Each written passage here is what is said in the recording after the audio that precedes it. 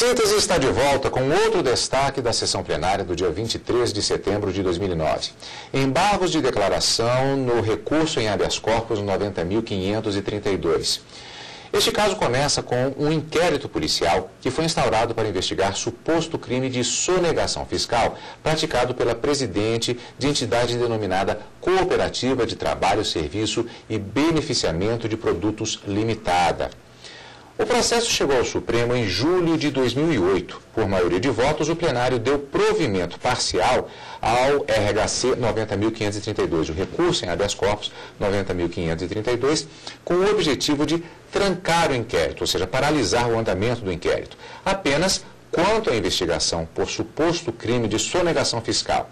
Os ministros entenderam que o inquérito deveria ter prosseguimento em relação aos demais fatos.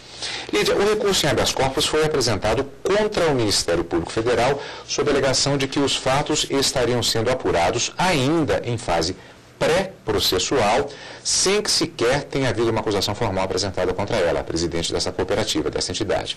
E se pediu esse trancamento do inquérito policial, que foi instalado no dia 30 de dezembro de 2002, alegando justamente que haveria procedimento administrativo em curso. Por que houve embargos de declaração a essa altura do campeonato, do processo, que trouxeram o caso novamente ao plenário? Justamente porque nós falamos no primeiro bloco do nosso programa que o embargo de declaração é para sanar uma omissão, contradição ou obscuridade.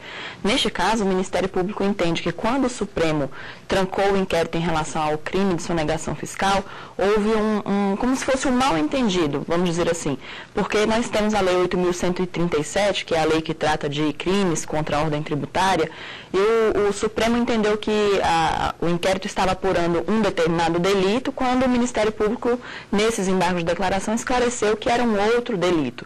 Então, por isso que chegou ao Supremo Tribunal agora embargos de declaração para que fosse sanada essa omissão ou essa obscuridade que existia naquela decisão que trancou. Então, os ministros discutiram muito sobre essa questão de qual era o crime realmente que estava sendo investigado, se era o do artigo 1º ou se era o do artigo 2º da Lei 8.137, porque se for um ou outro, a situação ela se modifica. Então, inclusive, eles até falaram que esses embargos do Ministério Público teriam um caráter infringente justamente Exato. Por esse fato de que poderia haver uma modificação naquela decisão anterior que fez esse trancamento do inquérito quanto ao crime de sonegação fiscal. Daqui a pouquinho nós vamos aprofundar, inclusive, essa questão do efeito infringente, porque isso sempre fundamental para o entendimento do prosseguimento deste processo.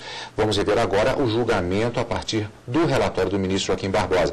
Eu sempre digo, vamos fatiar o assunto. Nesse caso, nós vamos deixar o ministro expor um pouco mais a partir do próprio relatório. Vamos pegar do ponto em que ele analisa o processo a partir da fase anterior no recurso em habeas corpus, agora no plenário, quando chegou ao plenário, transformado em embargos de declaração. Recurso ordinário em habeas corpus, no qual se pretende o trancamento de inquérito policial instaurado para apuração de possível crime de sonegação fiscal, sob o fundamento de que o procedimento administrativo ainda não foi concluído. Constrangimento ilegal que se verifica na espécie, segundo precedentes desta Corte. Recurso parcialmente provido. O Ministério Público Federal aduziu as seguintes razões de recurso. Aspas. A paciente está sendo investigada em inquérito policial pela prática em tese de conduta enquadrável no artigo 2º, inciso 1º da Lei 8.137, em decorrência da criação da COTESB, Cooperativa de Trabalho, Serviço, Beneficiamento de Produto Limitada, em 25 de 10 de 1997, que teria realizado mercadejamento de força de trabalho operária como qualquer empresa do ramo no mercado, colimando lucro empresarial disfarçado e ilegal, posto que não submetido aos preceitos da legislação comercial e tributária vigentes no país, além de eximir-se do cumprimento de regras trabalhistas e do ônus de natureza social e previdenciária correspondentes. É certo que, nos termos da orientação fixada no HC 81.611, relator ministro Sepúlveda pertence, o crime do artigo 1º, inciso 1º da Lei 8.037 é crime material ou de resultado, cuja persecução tem condição tem como condição objetiva de punibilidade a constituição definitiva do crédito tributário e o exaurimento da via administrativa. Contudo, neste caso, o que está sendo apurado no inquérito policial é a suposta prática do crime previsto no artigo 2º, inciso 1º da Lei 8.137, que é considerado crime formal ou de mera conduta, conforme bem equacionado em voto do ministro Ilmar Galvão no HC 80.764. Portanto, prossegue o Ministério Público Federal, o acordo embargado dirimiu a controvérsia partindo do pressuposto de que se tratava de simples crime de sonegação fiscal, donde a omissão e o equívoco, para o que também concorreu a manifestação do Ministério Público, pois o caso sob investigação refere-se a crime considerado formal ou de mera conduta. Fecha aspas. Requer, assim, o acolhimento dos embargos de declaração para que, suprida a omissão, seja negado provimento ao recurso ordinário, assim permitindo a reativação do inquérito policial número tal. Diante do manifesto caráter infringente dos embargos opostos, eu determinei a intimação da parte embargada para a apresentação de contra-razões, conforme assentado entendimento desta Corte.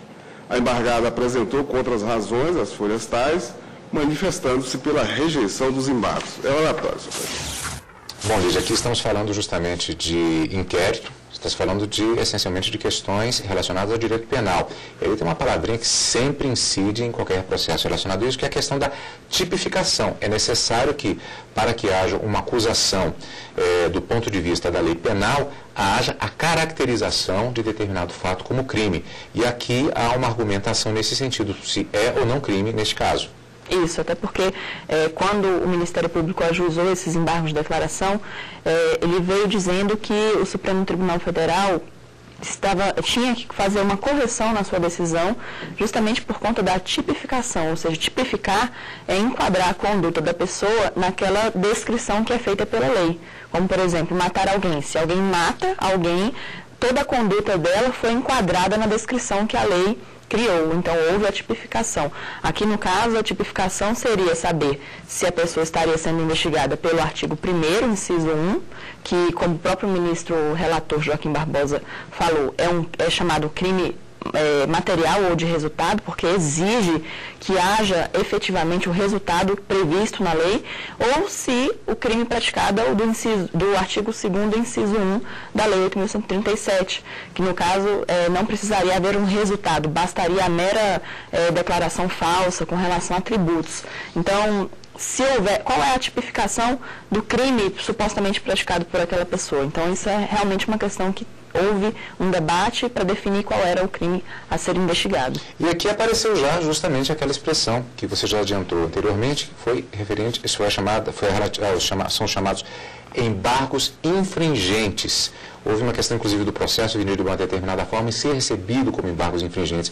O que são embargos infringentes e como essa mecânica se deu neste processo? Na verdade, aqui continua sendo embargos de declaração, mas com efeitos infringentes. Ou seja, há uma tentativa do Ministério Público de fazer com que não apenas seja sanada uma omissão ou contradição, porque isso é o normal. Quando você ajuiza um embargo de declaração, a finalidade principal é essa, fazer com que o plenário do Supremo não modifique, mas sim simplesmente esclareça. Agora, quando o esclarecimento gera uma modificação na decisão, aí nós temos embargos declaratórios, justamente porque houve o saneamento daquele defeito que havia na decisão, mas em virtude de ter corrigido esse erro que existia, houve uma modificação na decisão anterior. Então, esse efeito infringente dos embargos é justamente porque não simplesmente sanou uma omissão, mas também gerou modificação. Depois do relatório, o voto do ministro relator Joaquim Barbosa, que começamos a rever agora.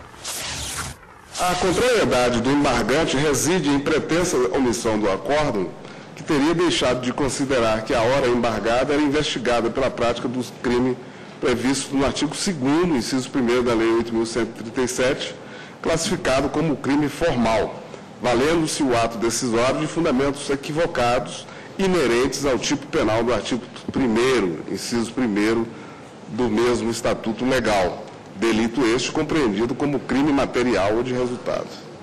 Eu entendo que a resignação merece prosperar. O acordo embargado assentou que o crédito tributário somente se constitui com o lançamento, artigo 142 do CTN. Ressaltou ainda que, aspas, se existe controvérsia na esfera administrativa acerca da existência ou do montante do crédito tributário, é imperioso aguardar a conclusão do procedimento quando o lançamento do tributo se tornará definitivo. Fecha aspas. Por fim, consignou o posicionamento desta Corte sobre o tema HC 81.611, relator ministro Sepúlveda pertence, no qual, aspas, ficou consignado o seguinte, aspas, o prévio exaurimento da via administrativa é condição objetiva de punibilidade, fecha aspas, não havendo que se falar antes dele em consumação do delito, nem tampouco, por via de consequência, em instauração do inquérito policial. Fecha aspas. No entanto, como bem salientado pelo embargante, o entendimento firmado no HC 81.611 sobre a necessidade do prévio exaurimento da via administrativa para a persecução penal nos delitos contra a ordem tributária é inerente somente ao tipo penal do artigo 1º, inciso 1º da Lei 8.137, classificado como crime material, que se consuma somente quando as condutas nele descritas produzirem como resultado a efetiva supressão ou redução de tributo, conforme se observa da ementa do citado RIT, que eu cito em meu voto. Aí a curiosidade, né, Elisa, acho que vale a pena, é o RIT, né?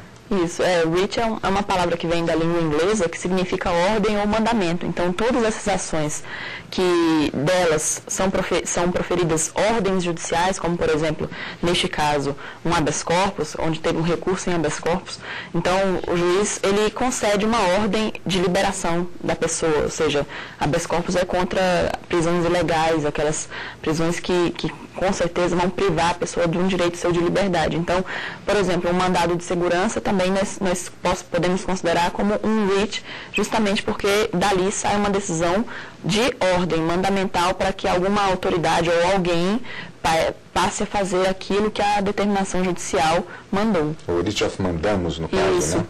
É interessante até, assim, para explicar para os telespectadores essa própria dinâmica dos votos, da própria linguagem que é utilizada, porque, inclusive, há expressões que são sinônimas para falar de recursos ou de ações diferentes que são utilizadas ao longo do processo. As pessoas, mas isso que ele está falando, não, é daquele processo especificamente, é uma referência a outra, apenas uma curiosidade neste caso. Estabelecidas estas questões, vamos ao final do voto do ministro relator neste processo, Joaquim Barbosa. O artigo 1º, inciso 1º da Lei 8.107, estabelece como requisito fundamental para a adequação típica a ocorrência efetiva da redução de tributo pelas condutas descritas no tipo, ou seja, deve claramente existir a obtenção de decréscimo ou eliminação do crédito tributário, ao passo que o artigo 2º, inciso 1º da Lei 8.137 é um crime formal, ou seja, independe da auferição de vantagem ilícita em desfavor do fisco, bastando a omissão de informações ou a prestação de declaração falsa, não demandando a efetiva percepção material do ardil aplicado. Assim, a diferença fundamental entre ambos os tipos penais está no grau de lesividade da conduta, pois no artigo 2º o legislador se contenta meramente com a prestação omissiva ou falsa de declaração. Assim, considerando que a portaria de instauração do inquérito número 985 dispõe claramente que o procedimento investigatório tem, aspas, o escopo de apurar o possível crime do artigo 2º, inciso 1º da Lei 8.137, a decisão definitiva no processo administrativo é desnecessária para a configuração da justa causa necessária à persecução penal. Ante o exposto, eu acolho os embargos declaratórios, emprestando-lhes excepcionalmente efeitos infringentes para negar provimento ao recurso ordinário em habeas corpus, de forma a permitir o prosseguimento do inquérito policial número 985. É como voto. E este voto, Lídia, foi seguido pelo plenário, ou seja, o sentido mais prático, diretamente, seria no sentido do prosseguimento do inquérito policial. Mas nos detalhes, quais os efeitos que foram aplicados? Na verdade, quando a acusada, a indiciada, que no caso ela fez esse recurso em habeas corpus, uma das alegações dela, dessa presidente da cooperativa, era justamente de que havia um processo administrativo apurando se o crime foi praticado. Então, na visão dela, por ter um processo administrativo, não poderia ter sido iniciado um inquérito. Só que, se o crime é material e depende de um resultado específico, realmente a Lei 8.137 diz que precisa primeiro ter um processo administrativo para apurar se o resultado aconteceu, para que depois houvesse a investigação policial. Essa é a alegação dela. Mas o Ministério Público fez um argumento e mostrou aos ministros do Supremo que o que está sendo investigado é o crime do artigo 2º, inciso 1º, que não é crime material, ou seja, não precisa efetivamente de um resultado, portanto, não haveria necessidade de processo administrativo, mas sim estava investigando um crime formal, que basta uma mera conduta, ou seja, não há necessidade de nenhum resultado, de auferir nenhum tipo de vantagem econômica indevida. Portanto, o inquérito poderia prosseguir sim, independente do processo administrativo já ter terminado ou não. Houve esse convencimento por parte do ministro Joaquim Barbosa e ele votou no sentido de dar andamento, ou seja, aquela decisão anterior do Supremo de que o inquérito deveria ser trancado em relação a essa investigação foi modificada, daí os efeitos infringentes desses embargos, e o inquérito vai continuar agora com seu prosseguimento normal para investigar realmente se essa pessoa praticou o crime previsto no artigo 2º, inciso 1º da Lei 8.137, que é a Lei de Crimes contra a Ordem Tributária. Decisão, portanto, tomada na sessão plenária da quarta-feira, dia 23 de setembro de 2009, plenário do Supremo Tribunal Federal. E depois do intervalo você vai ver uma discussão que continua no plenário do STF. Há limites para a jurisdição do Supremo Tribunal Federal no que se refere a extradições? Você confere daqui a pouquinho em síntese.